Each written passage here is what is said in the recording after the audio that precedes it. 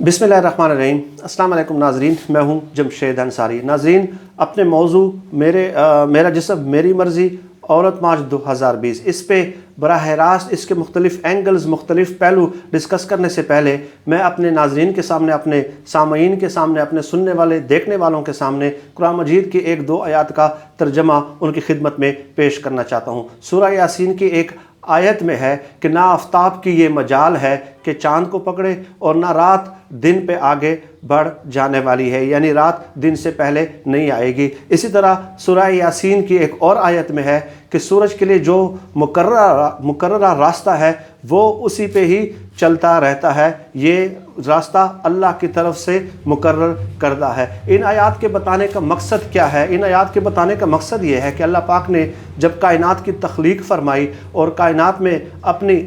हर तख्लीक के लिए उसूल और ज़ाब्ते तय कर दिए, कवानीन मुकर्रर कर दिए। कुरान मजीद की इन आयात से, जो सूरह यासीन की दो आयात हैं जिनका तर्जमा मैंने आपकी खिदमत में पेश किया है, वाज़े होता है कि सूरज एक सेकंड भी अपनी रफ्तार से न घटता है न बढ़ता है, यानी पूरे का पूरा निज़ाम शमसी पाबंद है उन कवानीन का, उन उसूलों का जो अल्लाह पाक ने उनके लिए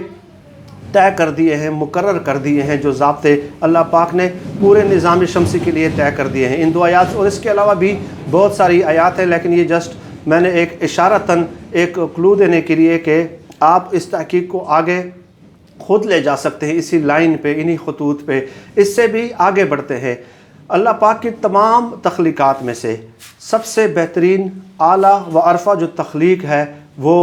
अल्लाह पाक ने ख़ुद फरमाया कि इंसान है। इंसान को अशरफुल मखलूक़ात के दर्जे पे फ़ाइज़ किया। लक़द ख़लक़नल इंसान फ़ी अहसनी तक़वीम, हमने इंसान को बेहतरीन पैमाने पे पैदा किया। अल्लाह पाक ने जब अपनी तमाम तख्लीक़ात के लिए उसूल, ज़ाब्ते और कवानीन तय कर दिए तो इंसान जो उसकी सबसे आला, अरफा और अफजल तख्लीक है, उसे भटकने के लिए यूँ ही जंगल में नहीं छोड़ दिया गया और ना ही इंसान को तजुर्बात के लिए बनाया गया है कि इंसान इससे भी आगे चले। नाज़रीन, अल्लाह पाक रब्बुल आलमीन है, अल्हम्दुलिल्लाह रब्बुल आलमीन, और नबी करीम सल्लल्लाहु अलैहि वसल्लम की ज़ात मुबारक रहमतुल लिल आलमीन सल्लल्लाहु अलैहि वसल्लम। तो रब्बुल आलमीन ने किताब नाजिल फरमाई कुरान मजीद की सूरत में रहमतुल लिल आलमीन सल्लल्लाहु अलैहि वसल्लम। गोया रब्बुल आलमीन किताब नाजिल फरमाते हैं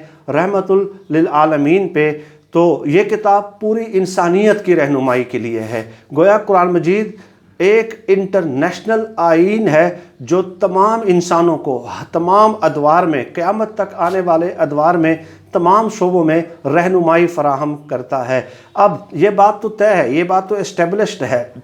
ये बात सब तस्लीम करते हैं। इवन के बहुत सारे गैर मुस्लिम राइटर्स और मुसन्निफीन ने भी ये बात तस्लीम की है कि इस्लाम जो है वो सबसे आला, अरफा व अफजल मज़हब है। लेकिन क्यों? सवाल ये है,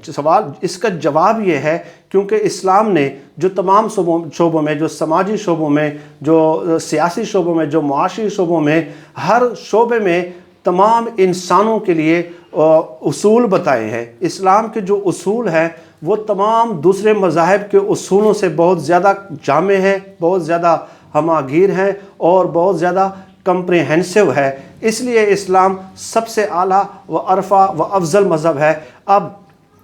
एक ये जो औरत मार्च है या मेरा जिस्म मेरी मर्ज़ी, इसमें दलील जो दी जा रही है कि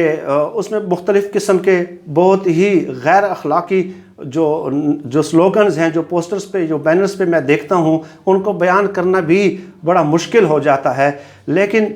कुरान मजीद ने जहाँ पे इस्लाम ने और कुरान मजीद ने जहाँ पे तमाम शोबों में रहनुमाई की है, वहाँ पे कुरान मजीद ने दो तख्लीक़ात का मुवाज़ना किया, तकाबुल और कंपैरिजन पेश किया है। वो मैं आप नाज़रीन के सामने रखना चाहता हूँ। ये मेरी आज की दलील है। ان نعروں کو میرا جسم میری مرضی کو غلط ثابت کرنے کے لیے منصور علی خان جیسے جو سیکولر جو لبرل مائنڈڈ بنتے ہیں، جو اس کے پرچار کر رہے ہیں مختلف ٹویٹس کے ذریعے بھی اور اپنے پروگرامز کے ذریعے بھی سوال گھما پھرا کے جو کرتے ہیں، کیونکہ ان لوگوں کو کچھ اصولوں کا ضابطوں کا علم نہیں ہوتا، اس لیے وہ ہر فیلڈ کے ایکسپرٹ بننے کی کوشش کرتے ہیں۔ تو ناظرین، حضرت شاہ ولی اللہ رحمۃ اللہ علیہ کی ساری کتابیں اور ان کا فلسفہ اگر کوئی پڑھ لے، اور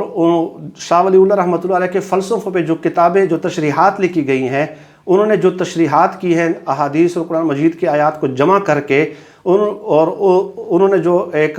ہمیں ایک خلاصہ پیش کیا ہے، حضرت شاہ ولی اللہ رحمۃ اللہ علیہ نے قرآن مجید اور احادیث کی تشریحات سے احادیث دیا ہے۔ انہوں نے 2 تخلیقات کا اللہ پاک کی تقابل کیا ہے، کون سی؟ ایک ہے انسان اور ایک حیوان۔ انسانی اور حیوانی زندگی میں قرآن مجید نے اور احادیث نے جو ہمیں تعلیمات دی ہے، اس میں آپ دیکھیں کہ انسان اور حیوان کی پیدائش سے لے کر جو فطری خواہشات ہیں، جو فطری تقاضے ہیں، وہ حیوانوں کے اور جانوروں کے اور انسانوں کے وہ تقریباً یکساں ہے۔ کیسے؟ کھانا حیوان کی بھی ضرورت ہے اور کھانا انسان کی بھی ضرورت ہے، لیکن اسلام نے ہمیں یہ بتایا ہے کہ انسان کھانے کے لیے بھی چند ضابطوں، چند آداب، چند قوانین کا پابند ہے، لیکن جانور وہ ان کھانے کے لیے اپنی اس فطری خواہش کی تکمیل کے لیے ان ضابطوں کا، ان اصولوں کا،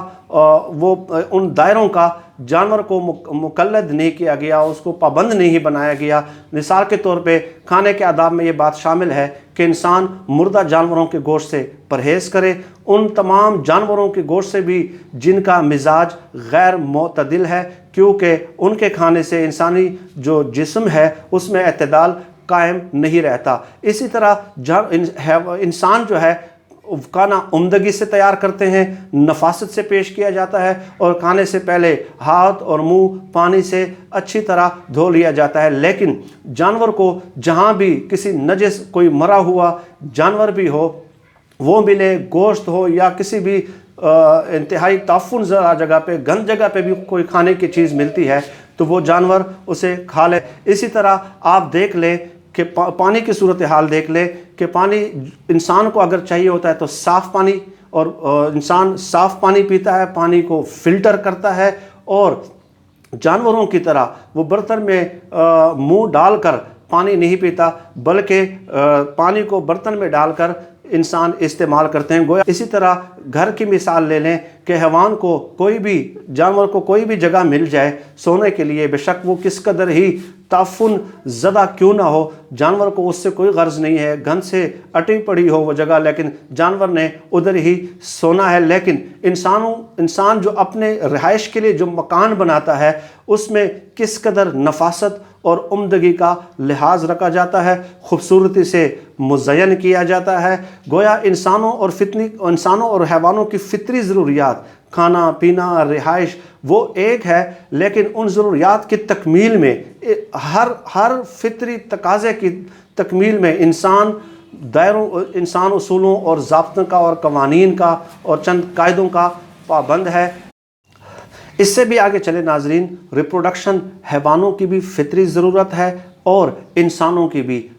حیوانوں کی بھی، جانوروں کی بھی فطری ضرورت ہے۔ ریپروڈکشن مینز کہ اپنی جنسی خواہش کی تکمیل کرنا اور اپنی نسل کو آگے بڑھانا، اولاد پیدا کرنا، یہ جانوروں کی بھی فطری ضرورت ہے اور انسان کی بھی فطری ضرورت ہے۔ لیکن جانور ریپروڈکشن کے لیے، اپنی اس جنسی خواہش کی تکمیل کے لیے کسی ضابطے کا، کسی قانون کا، کسی اصول کا پابند نہیں ہے، لیکن انسانوں کو اپنی نسل برقرار رکھنے کے لیے ایک اصول، ایک ضابطے، ایک قانون، ایک دائرے کا، ایک قاعدے کا پابند بنا دیا گیا ہے، اور وہ ہے نکاح کا اصول۔ اور سوال یہ پیدا ہوتا ہے کہ نکاح کی تقریب کلی مجلس میں کیوں اس کا انعقاد کیا جاتا ہے، منعقد کی جاتی ہے؟ کیونکہ تاکہ ہر وہ شخص جو اس عورت کو اپنانے کا خواہش مند ہو، وہ بچشم دید دوسرے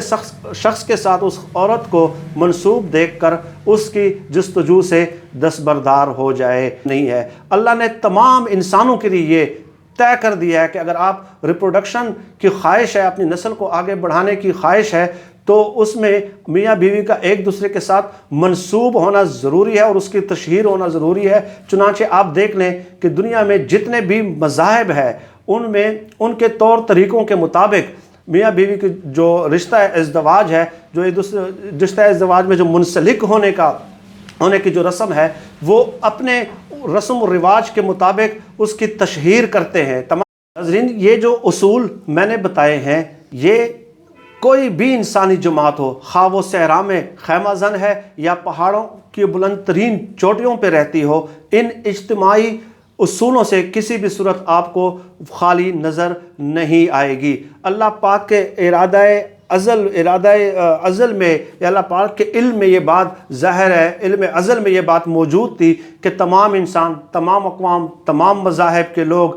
تمام خطہ ارض پہ بسنے والے تمام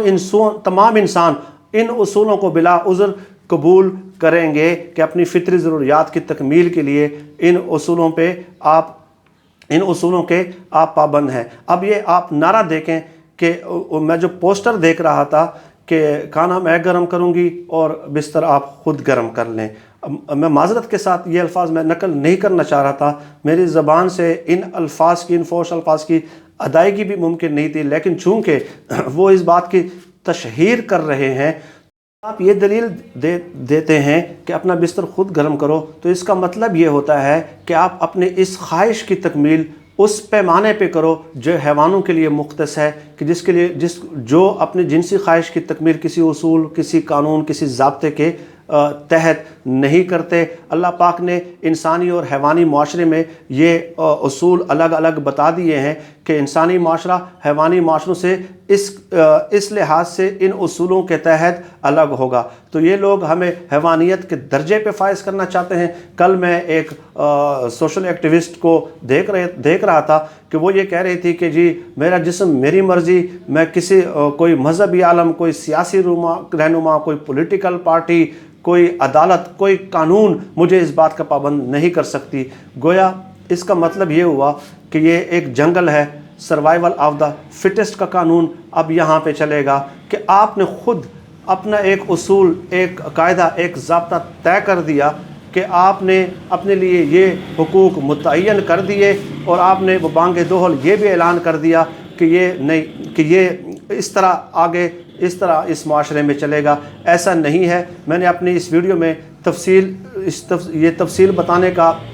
مقصد ہی یہی تھا کہ اللہ پاک نے کیسے تمام انسانوں کے لیے جو نو فطری تقاضے ہیں اس کی تکمیل کے لیے 4-5 تو میں نے مثالیں دے دی ہیں، جو اصول اور ضابطے طے کر دیے ہیں اور تمام مذاہب کے لوگوں کے لیے طے کر دیے ہیں کہ ایک انسانی معاشرہ وہ ہوگا جو ان انسانی اصولوں پہ اپنی ان فطری تقاضوں کی تکمیل کے لیے عمل پیرا ہوگا اور